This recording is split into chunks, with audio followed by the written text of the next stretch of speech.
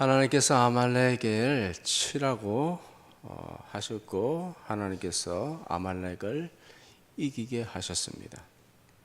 그러나 전리품을 취하지 말라. 싹 다 죽여버리라. 왜 그렇게 하셨는가 하면은 사울이 말씀에 순종하는지 아니하는지 시험하기 위한 것입니다. 그런데 사울은 물질의 눈이 어두워서 불순종하였습니다. 하나님께서 남자 여자 할 것 없이 우양, 낙타, 소, 전부 다 없애러 가였습니다. 그러나 사울은 물질의 눈이 어두워서 좋은 것을 남겨두는 자기 것으로 취하려고 하다가 불순종하고 말았습니다. 아말렉을 반드시 죽여라. 아말렉 왕을 죽이라 라고 했는데 살려두었습니다.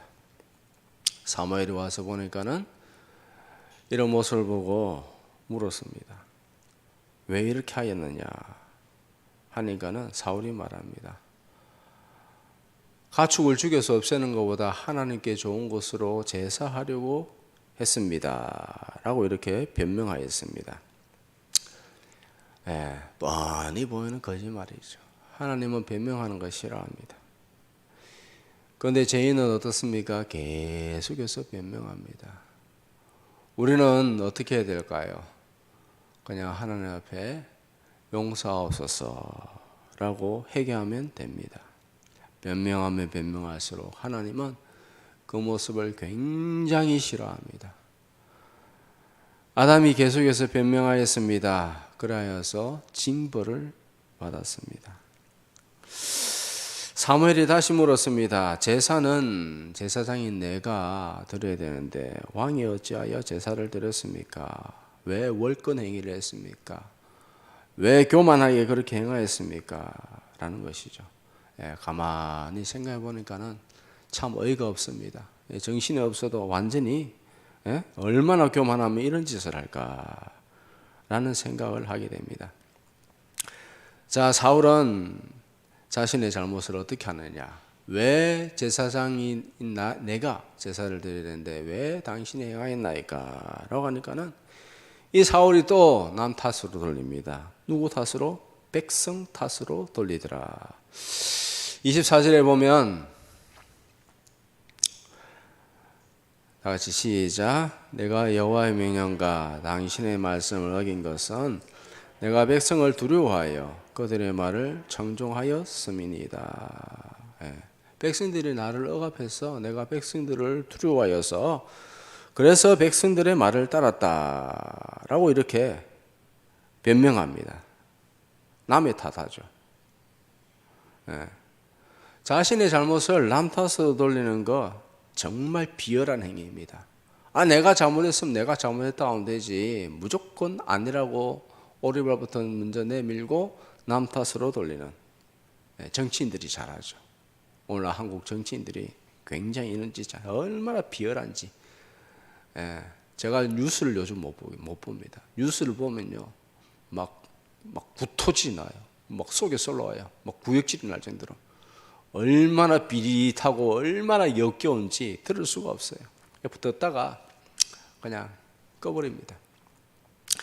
하나님은 핑계대는 것 싫어합니다.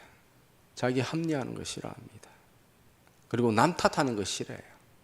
그런데 죄인은 어때요? 계속해서 변명하고 핑계대고 남 탓하고 쓰리콤보. 사람도 거짓말하는 것이 눈에 뻔히 보이면요, 진짜 말하기 싫어요. 우리는 하나님 앞에 어떻게 됩니까? 하나님 우리를 알아요, 몰라요? 잘 알죠. 우리가 죄지은가 합니다. 변명한다고 그게 통합니까? 하나님 앞에? 통해요, 안 통해요? 안 통하잖아요. 우리는 하나님 앞에 죄를 숨기지 말고 변명하지 말아야 됩니다. 이미 하나님께서 우리의 죄를 예수님의 보혈로 용서해 주신다고 하셨는데 그냥 용서해 달라고 하면 되지 뭘 그렇게 변명을 대고 돌아가지도 않는 머리로 핑계를 대고 우리의 모든 것을 아시는 하나님, 그냥 용서해 달라고 하면 됩니다. 하나님 나를 불쌍히 여겨 주옵소서. 내가 부족하고 연약해서 다시 범죄하고 말았습니다. 용서하여 주옵소서. 이렇게 하면 하나님께서 그냥 용서해 주시고 다시 은혜 주시고 다시 행할 수 있는 깨끗하게 하시고 다시 넘어진다 할지라도 우리는 주님 앞에 결단하고 주님 나를 불쌍히 여겨달라고 그렇게 기도하면 하나님께서 다시 기회를 주십니다. 넘어질 것 뻔히 압니다. 다시 넘어질 것 뻔히 알면서도 하나님께서 다시 기회를 주십니다. 그러면서 자라나는 것입니다. 그러면서 성장하는 것입니다. 우리는 일절 핑계하면 안 됩니다. 변명하면 안 됩니다. 남 탓으로 돌리면 안 됩니다. 우리는 말씀 위에서 정확하게 나를 진단하고 하나님 말씀이 부족하면 부족하다고 주님 앞에 용서를 구하면 되지. 뭐 변명하고 남 탓하고 일절 그런 행위를 하면 안 됩니다. 주님께서 사울이 변명하고 백성들 탓으로 돌리는 것을 보시고 다시 말씀하십니다. 하나님께서 사울을 왕에서 폐위시킬 것이다 라고 그렇게 말합니다. 우리는 하나님 앞에 정직해야 됩니다. 다윗이 회개하면서 기도합니다. 정직한 영을 새롭게 하여 주시옵소서. 하나님 앞에 정직해야 됩니다. 하나님께서 우리에게 요구하시는 것은 무엇이냐 하면은 정직하게 회개하는 것입니다. 정직하게 회개하는 것. 둘째로 주님께서 원하시는 것은 제사가 아닙니다. 순종입니다. 사무엘이 말합니다. 순종이 제사보다 낫다. 말씀에 순종하는 것이 하나님께서 받으시는 영적 제사다. 내가 산제물로 사는 것이 무엇이냐 하면 하나님 말씀에 순종하는 것이다 라는 것입니다. 로마서 12장 1절 우리가 잘 아는 말씀입니다. 다 같이 시작. 그러므로 형제들아 내가 하나님의 모든 자비하심으로 너희를 권하노니 너희 몸을 하나님이 기뻐하시는 거룩한 산제물로 드리라. 이는 너희가 드릴 영적 예배니라. 이 말씀 너무나 잘 알고 있는데 이 말씀의 뜻을 제대로 모르는 사람이 너무 많습니다. 하나님이 기뻐하시는 거룩한 산제물로 드리라. 이것은 너희가 드릴 영적 예배니라. 하나님은 의식적이고 형식적인 예배를 싫어하십니다. 혐오하십니다. 형식적인 예배는요 우상숭배입니다. 미신입니다. 말씀에 순종하는 것이 내 자신의 의지를 꺾어 자기를 없애는 것이기 때문에 내 자신이 영적 산제물이 되어지는 것입니다. 그래서 내 감정과 의지를 꺾어 생각을 없애버리는 것이 그것이 하나님께 드릴 영적 예배다. 말씀에 순종하면 첫째로 성령이 충만해지고 둘째로 육신의 필요도 넉넉하게 채워주시는 하나님인 줄 믿으시기 바랍니다. 하나님은 우리의 모든 필요를 채우시기를 원합니다. 하나님은 째째하지 않습니다. 하나님은 넉넉하십니다. 하나님은 충만하십니다. 사울을 왕으로 뽑았습니다. 하나님께서 사울을 왕으로 뽑으신 이유는 무엇인가? 그의 인품을 보고 뽑은 것이 아니라 사울이 가지고 있는 태도가 있었는데 어떤 태도냐 하면은 겸손한 태도입니다. 그런데 사울의 위치가 올라가자 교만해져 버렸습니다. 그래서 오늘 본문의 사무엘은 사울에게 이렇게 말합니다. 17절 시작. 사무엘이 이르되 왕이 스스로 작게 여길 그때에 이스라엘 지파의 머리가 되지 아니하셨나이까? 여호와께서 왕에게 기름 부어 이스라엘의 왕을 삼으시고 하나님께서 당신을 왕으로 세우신 이유는 무엇이냐 하면 당신이 스스로 작게 여길 그때에 이스라엘의 머리로 삼으셨다. 그런데 왜 지금 이 모양이냐? 왜 교만하냐? 왜 제사장이 해야 될 것을 갖다가 왕이라고 치고 그냥 월권 행위를 하고 네 마음대로 하느냐? 겸손한 태도가 어디 있었냐? 하나님께서 사울에게 기대하셨던 것은 무엇이냐면 겸손입니다. 그런데 사울이 교만해져서 하나님의 명령을 무시했습니다. 하나님 말씀을 버렸습니다. 탈취한 물건들로 자기 욕심을 채우기에 급급합니다. 게다가 네 번째로 보면 자기를 위하여 전쟁의 승리했다고, 자기를 위하여 기념비를 세웠다. 나 때문에 승리했다. 내가 승리했다. 이런 몰상식하고 은혜를 갖다가 전혀 알지 못하는, 얼마나 교만합니까? 내가 승리했다. 내가 이겼다. 사람이 어려울 때는 마음이 낮아지죠. 그러나 환경이 좋아지면 마음이 높아지기 시작합니다. 성도는 어떻게 살아야 되는가? 하나님 앞에 항상 엎드리며 살아가야 될 줄 믿습니다. 사람은 교만할 수 없는 존재입니다. 왜냐하면 육체로 살아가기 때문입니다. 언제 무너질지 몰라요. 핏줄 하나만 막혀도 꼼짝도 못합니다. 근육 하나만 끊어져도 꼼짝도 못합니다. 얼마나 연약한 존재인지 모릅니다. 티끌과 같은, 먼지와 같은 존재입니다. 맞죠? 아무도 건강에 자신할 수 없어요. 아무도 내 건강은 괜찮다라고 자신할 수 없어요. 순식간에 날아갑니다. 그런데 감히 교만해요. 어떻게 감히 교만하죠? 하나님이 안 보이니까. 하나님이 없으니까. 우리 성도는 항상 낮은 마음으로 겸손한 자세로 하나님을 의지하고 하나님께 엎드리며 살아가야 될 줄 믿습니다. 사람들은 자신의 공로를 생각하면 자만에 빠집니다. 자신이 큰 자라고 착각합니다. 하나님께서 하나님의 사람을 세우기 위해서, 교만을 방지하기 위해서 어떻게 하시느냐? 사람을 세우시기 전에 광야의 길로 인도하십니다. 광야에서 훈련시키십니다.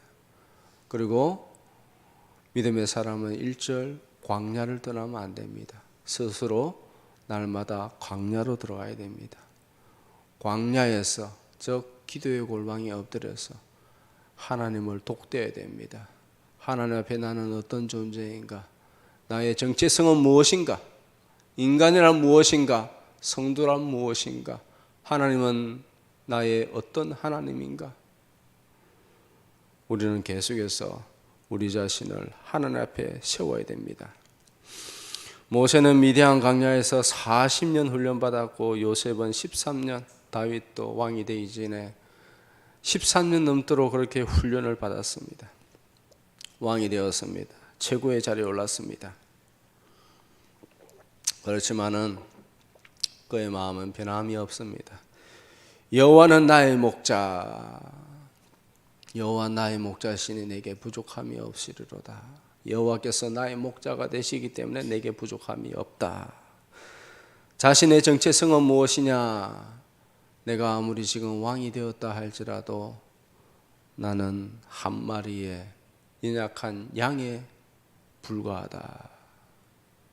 왕이라 할지라도 나는 힘없는 한 마리의 양에 불과하다. 사람들은요, 자기에게 힘이 좀 있으면요, 자기가 사자가 된 것 같아요. 사자가 돼가지고 약한 것들을 갖다 물어 뜯고 그냥 약한 백성을 그냥 물어 뜯어버리고 괴롭히고. 왜 그러느냐? 왜 교만하냐? 하나님이 없어서 그래요. 교만한 자는 결국에 지옥에 갈 수밖에 없습니다. 하나님께서 어떤 경우에는 연단만으로 부족해서 육체의 가시를 두기도 합니다. 바울은 육체의 가시가 있어서 3번 기도드렸습니다. 그런데 하나님께서 거절하셨습니다. 왜 거절하셨느냐? 하나님께서 바울에게 영적인 은사와 지적인 은사와 필요한 모든 은사를 다 부어주셨습니다. 바울이 교만해질 것을 아셨기 때문에 교만하지 못하도록 육체의 가시를 두셨다. 끝까지 하나님께서 능력의 도구로 사용하고 싶어서. 육체의 가시를 두셨다. 예. 참 육체의 가시 누가 원하겠어요? 그죠? 육체의 가시를 누가 원하겠어요? 근데 그것도 하나님의 뜻이더라. 고린도후서 12장 9절 시작. 나에게 이르시기를 내 은혜가 내게 족하다. 이는 내 능력이 약한 데서 온전하여 짐이라 하신지라. 그러므로 도리어 크게 기뻐함으로 나의 여러 약한 것에 대하여 자랑하느니 이는 그리스도의 능력이 내게 머물게 하려 함이라. 하나님께서 왜 육체의 가시를 두셨느냐? 이는 그리스도의 능력이 내게 머물게 하려 함이라. 하나님께서 능력의 도구로 계속 사용하시기 위해서 그를 끝까지 겸손하게 낮아진 자세로 살아가도록 하기 위해서 그의 육체에 가시를 두셨다. 그만큼 겸손한 것이 중요하다는 거예요. 그만큼 겸손한 것이 중요하다. 즉 다른 말로 하면 그만큼 인간이 겸손해지지 않고 계속해서 교만해진다라는 것입니다. 어떻게 해서 그럼 겸손을 유지하며 살겠습니까? 어떻게 해요? 광야로 들어가야 돼요. 하루에 최소 1시간씩 하나님 앞에 엎드려야 돼요. 하나님, 주님의 은혜를 나로 살아나게 하여 주옵소서. 주님의 은혜로 살게 하여 주옵소서. 주님의 마음을 알게 하여 주시옵소서. 주님의 뜻을 알게 하옵소서. 그러면 주님의 마음을 느낄 수 있어요. 주님의 마음을 느낄 수가 있어요. 지금 이 땅을 향하신 주님의 마음은 어떤가? 여러분들 기도하셔야 됩니다. 제가 아무리 말로 떠들어봐야 말로 떠들어봐야 필요 없고 그냥 기도하시고 하나님 마음에 접근하시기를 축복합니다. 그리하여 예루살렘 안에 한 명의 의인으로 사시기를 축복합니다.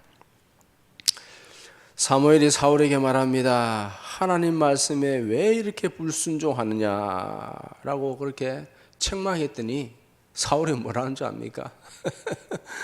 나는 순종했습니다. 나는 순종했습니다. 예? 아니 분명히 자기가 불순종한 게 당장 눈에 보이는데 죽이라고 한 거 그대로 좋은 것은 있고 아말렉 왕도 그대로 있고 있는데도 불구하고 이것을 두고 왜 불순종했냐 하니까는 사울이 뭐라고 하냐? 나는 순종했습니다. 이 말도 안 되는. 예? 그럼 사울이 그럼 자기가 거짓말하고 있다는 것을 자기 스스로 알까요? 이 죄인들은 자기가 거짓말함에도 불구하고 거짓말한 줄도 몰라. 양심에 화인 맞아가지고 양심이 죽어가지고 자기가 잘못했음에도 불구하고 자기가 잘했다고 그냥 계속해서 뻔뻔한 정도가 아니라 그냥 얼굴에 철판을 깔았어. 예? 나는 순종했다고 그렇게 소리 고래고래 소리 지릅니다. 20절 21절 시작. 사울이 사무엘에게 나는 실로 여호와의 목소리를 청종하여 여호와께서 보내신 길로 가서 아말렉 왕 아각을 끌어와서 진멸하였으나 다만 백성이 그 멸하는 것 중에 가장 좋은 것을 길갈에서 당신의 여호와 하나님께 제사하려고 양과 소를 끌어다 왔나이다 하는지라. 에? 다 청종했다. 나는 실로 진짜로 나는 청종했다. 나는 100% 순종했다. 다만 좋은 것은 가져다가 여호와께 제사하려고 그랬다라고 하고 또 거짓말하고 있는데도 불구하고 거짓말을 안 해요. 이런 게 죄인 교만한 자들의 특징이에요. 하나님께서 아말렉을 제거하라, 전리품을 취하지 말라 한 것은 하나님의 시험이었습니다. 하나님께서 하신 시험이죠. 예를 들어서 새로운 기계를 샀습니다. 그러면 자신이 원하는 대로 잘 움직이는지 테스트해 보죠. 네, 이리저리 테스트해 봅니다. 하나님께서 사울을 사용하시기 위해서 하나님 말씀대로 잘 움직이는지 그렇게 테스트했지만은 오히려 더 구차한 변면만 내려놓고 그리고 심지어 백성들 탓으로 돌립니다. 이에 대해서 사무엘은 사울에게 질책합니다. 뭐라고 질책하느냐? 뭐 제사를 위해서 그렇게 해놨다고요? 그러면서 22절에 순종이 제사보다 낫고 듣는 것이 수양의 기름보다 나으니라. 그렇게 말합니다. 순종이 제사보다 낫다. 왜 제사를 드립니까? 왜 예배를 드립니까? 왜 말씀을 듣습니까? 목적이 뭡니까? 하나님 뜻을 알고 하나님 뜻에 순종하기 위해서입니다. 왜 말씀을 듣습니까? 자신의 자를 깨닫도록 하기 위해서.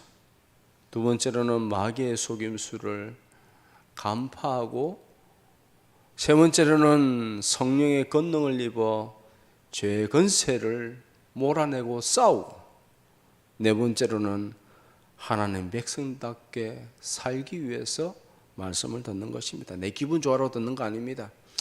사람들은 은혜 받았다고 하면 자기 기분이 좋다는 거예요. 은혜 받았습니다. 오늘 말씀을 통해서 기분이 좋습니다. 예. 일반 평신도들이 하는 말들 중에 보니까요, 기분이 좋다는 말과 은혜 받았다는 말이 똑같더라고요. 은혜 받는 게 뭐예요? 죄 사함을 받는 것입니다. 회개하는 것입니다. 하나님을 만나는 것입니다. 하나님 뜻대로 내가 살겠습니다라고 결단하는 것입니다. 하나님 말씀에 순종하겠습니다라고 내 마음에 불같이 일어나는 것이 은혜입니다. 내 기분이 좋아지는 거 중요하지 않아요. 사람을 기분 좋게 할 것이냐, 아니면 하나님의 기분을 좋게 할 것이냐. 사람 보는 것이 아니라 하나님의 뜻을 알기 위해서, 하나님의 뜻에 순종하기 위해서 예배를 드립니다. 예배란 무엇입니까? 하나님의 뜻을 파악하는 것입니다. 그리고 하나님의 뜻을 알고 나니까는 내가 거기에 한참 못 미칩니다. 나의 연약함을 회개하는 것입니다. 그리고 다시 말씀대로 순종하며 살겠다고 결단하는 것입니다. 힘을 주시옵소서. 말씀대로 행할 수 있는 힘을 주시옵소서. 하나님께 영광 올려드리고 싶은데 내가 너무 연약합니다. 내가 육신도 연약합니다. 하나님의 영광이 가려지지 않도록 나의 육신을 붙들어 주옵소서. 그런데 또 하나님께서 거절하시기도 하시죠. 네가 약한 데서 온전해짐이라. 네가 돈 있고 시간 있고 건강 있고 모든 것이 다 잘 되면 너는 분명히 나를 떠난다. 그래서 하나님께서 끝까지 붙들어 두기 위해서 또 우리의 기도를 거절하시기도 하십니다. 거절하신 기도에도 감사하며 사시기를 축복합니다. 우리가 찬양 드리잖아요. 거절하신 것 감사, 헤쳐나온 풍랑 감사. 하나님께서 응답하시던 거절하시던, 거절하신 것도 하나님의 응답이고, 우리는 우리를 잘 몰라. 나는 나 자신을 몰라요. 그러나 하나님은 나를 잘 아십니다. 내가 내 자신 알아요, 몰라요? 내가 내 마음을 알아요, 몰라요? 저는 항상 하나님 앞에 내 마음을 확인합니다. 내 마음에는 두 가지 마음이 있어요. 편하고자 하는 마음, 그리고 하나님 뜻대로 살고자 하는 마음. 항상 두 마음이 있는 걸 발견해요. 그러면서 하나님 앞에 항상 엎드리며 살게 해달라고, 하나님의 은혜 아니면 내가 살아갈 수 없습니다라고, 이 두 가지 마음이 항상 발견돼요. 예.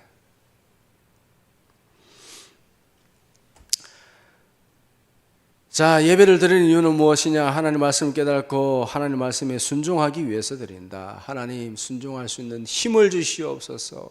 환경을 열어주시옵소서. 그런데 사울은 제사를 왜 드렸는가? 자기를 위한 제사, 제사를 위한 제사, 자기를 위해서 제사를 드립니다. 그러니까 지극히 형식적인 제사. 쉬운 말로 하면 이렇습니다. 오늘 예배를 통해서 은혜 많이 받았네. 이제부터는 내 마음대로 살아야지. 은혜 많이 받았으니까 이제 내 마음대로 살아야지. 예. 하나님을 위한 제사인가? 아닌가? 형식적인 예배는 우상 숭배입니다. 미신입니다. 23절에 그렇게 기록되어 있죠. 이는 거역하는 것은 점치는 죄와 같고 완고한 것은 사신 우상에게 전하는 죄와 같음이라. 종교적인 예배 행위는 하나님과 거래하려고 합니다. 하나님 내가 이렇게 하니까는 하나님 이렇게 해 주십시오. 딜 합시다. 딜. 그게 아니죠. 하나님께서 우리와 무슨 딜을 합니까? 그래야 할 이유가 하나도 없습니다. 하나님은 창조주고 사람은 먼지와 티끌 같은 피조물입니다. 그래야 할 이유도 없고 그래야 할 필요도 없습니다. 하나님은 우리에게 순종을 요구하십니다. 하나님은 창조주고 사람은 피조물에 불과하다. 순종이 뭐냐? 히브리어로 샤마, 뜻은 듣다, 경청하다, 순종하다. 순종하기 위해서 우리가 하나님 말씀을 경청해야 됩니다. 하나님 말씀이 얼마나 중요하냐? 여러분들 이 세상에서 가장 중요한 것이 뭔 줄 압니까? 하나님 말씀입니다. 하나님 말씀은 내 생명보다 더 중요합니다. 자, 왜 그런가? 23절 시작. 왕이 여호와의 말씀을 버렸으므로 여호와께서도 왕을 버려 왕이 되지 못하게 하셨나이다 하니. 왕이 사울이 말씀을 버렸다. 그러니까 여호와께서도 왕을 버렸다. 말씀을 버리는 것은, 말씀에 순종하지 않는 것은 하나님을 버리는 것이다. 말씀은 예수 그리스도입니다. 말씀을 귀하게 여기는 것은 하나님을 귀하게 여기는 것이고, 하나님에 대한 태도는 말씀에 대한 태도입니다. 근데 나 말씀에 이 정도는 순종 안 할래요. 그냥 내 마음대로 살래요. 오늘 그냥 은혜 받았으면 됐어요. 은혜 받았다는 것도 말씀에 순종하겠다는 결단이 아니라 내 기분 좋다는 거예요. 오늘 참 예하고 감동받았네. 예하 너무 좋았다. 예하에 감동받는 사람들이 참 많죠. 예하에서 감동받았다는 거예요. 하나님께서 우리에게 순종을 요구하십니다. 왕의 자리보다 더 중요한 것은 하나님 말씀입니다. 말씀은 왕의 자리보다 귀하고 말씀은 내 생명보다 귀합니다. 말씀이 제일 중요합니다. 말씀을 사랑하고 말씀대로 순종하겠다, 말씀대로 내 인생을 드리겠다 하면은 하나님께서 그러면 그래 말씀대로 순종했으면 됐다 라고 그렇게 하지 아니하시고 하나님께서 은혜를 주십니다. 더 귀하게 여기십니다. 더 사랑하여 주십니다. 영적으로 뿐만 아니라 육적으로도 주님께서 넘치는 은혜를 주실 줄 믿으시기 바랍니다. 말씀이 가장 귀중합니다. 말씀을 소홀히 여기면 안 됩니다. 말씀에 대한 태도가 하나님에 대한 태도다. 아무리 강조해도 약합니다. 자, 24절 보면은 사울이 자기가 범죄하였나이다, 내가 범죄하였나이다 라고 그렇게 말합니다. 회개하는 것처럼 보이죠. 25절에도 보니까 이렇게 말합니다. 청하오니 지금 내 죄를 사하시고 나와 함께 돌아가서 나로 하여금 여호와께 경배하게 하소서. 내가 잘못했습니다 라고 회개하는 것처럼 보이는데요, 30절에 보니까 속내가 드러납니다. 자, 30절 있나요? 없어요? 우리 다 같이 30절 30절 다 같이 봉독하도록 하겠습니다. 시작. 사울이 이르되 내가 범죄하였을지라도 이제 청하옵나니 내 백성의 장로들 앞과 이스라엘 앞에서 나를 높이사 나와 함께 돌아가서 내가 당신의 하나님 여호와께 경배하게 하소서 하더라. 자, 무슨 말이에요? 회개하는 것처럼 보이는데 내 백성의 장로들 앞과 이스라엘 앞에서 누굴 높여? 나를 높이사 여호와께 경배하게 하소서. 이 무슨 뚱딴지 같은 말이에요. 하나님을 높이고 하나님 뜻에 순종하지 못한 것에 대해서 회개하고 그렇게 해서 하나님께 예배드려야 되는데 이 목적은 보니까 나를 높이사. 예? 이 무슨 말이에요? 내가 범죄한 것은 둘째치고 백성들 앞에서 나를 좀 높여달라. 왕의 대우를 좀 체면 좀 살려달라. 그렇게 말하는 거예요. 나를 높여달라는 거예요. 죄인들의 특징이 뭐예요? 자신이 높아지는 거. 죄의 심각성을 전혀 인식하지 못합니다. 하나님께서 당신을 버리셨다라고 그렇게 함에도 불구하고 그럼에도 불구하고 회개하는 것처럼 하면서 결국에는 나를 높이사. 결국에는 회개하지 못합니다. 회개는 아무나 하나요? 누가 회개할 수 있어요? 성령으로 회개합니다. 회개의 영을 부어주시사 나로 하여금 회개하게 하여 주시옵소서. 여러분들 그렇게 기도해야 돼요. 내가 회개합니까? 나는 죄를 인식하지도 못해요. 깨닫지도 못해요. 죄의 심각성을 알지도 못해요. 죄인의 가장 문제가 뭐냐면 회개의 중요성을 몰라요. 왜? 죄가 얼마나 심각한지 몰라요. 하나님 앞에 버림을 받는다는데도 그냥 죄의 심각성을 모르고 나를 높여달라는 거예요. 그러려고는 버림을 받잖아요. 회개는 내 힘으로 하는 거 아닙니다. 성령님께서 깨닫게 하시고 알게 하시고 그렇게 해서 성령으로 회개하는 것입니다. 사울은 결국에는 회개하지 못하였습니다.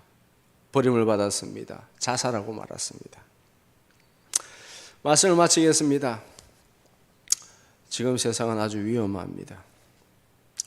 예수 안 믿는 사람들도 지금은 말세의 진말이다 라는 말을 합니다. 언제 세상이 멸망해도 전혀 이상하지 않다라고 그렇게 말합니다. 세상이 참 위험해요. 우리나라 참 특별히 좀 아주 심각해요. 보면 모르는 사람들은 모르는 대로 그냥 살아가면 되죠. 그냥 모르는 대로 살아가면 되지만은 아는 사람은 참 골치 아파요. 저는 그것을 위해서 기도하고 있고 주중 예배에서는 우리나라가 얼마나 심각한지에 대해서 설명을 합니다. 이 위험한 세상에서 어떻게 하면 안전하게 살아갈 수가 있는가? 하나님께서 보호해 주셔야 됩니다. 하나님께서 누구를 보호하시는가? 끝까지 자신을 낮추는 사람, 그리고 끝까지 죄를 경계하며 죄와 더불어 싸우는 사람. 세 번째로는 하나님 앞에 진실되게 회개하고 네 번째로는 적극적으로 순종하려고 하나님 앞에 도움을 구하는 사람입니다. 하나님께서 그를 귀하게 여기십니다. 주님께서 눈동자같이 지키시리라고 약속하셨습니다. 모든 필요를 주님께서 채우신다고 약속하셨습니다. 말씀에 순종하여서 저는 여러분들이 정말 복된 인생 되기를 원합니다. 하늘에서뿐만 아니라 이 땅에서도 충만한 은혜와 땅에 기름진 것을 누리기를 소원합니다. 말씀에 순종하여 하나님께 사랑받는 거룩한 영적인 신부, 영적인 전사로서 살아가기를 주님의 이름으로 축복합니다.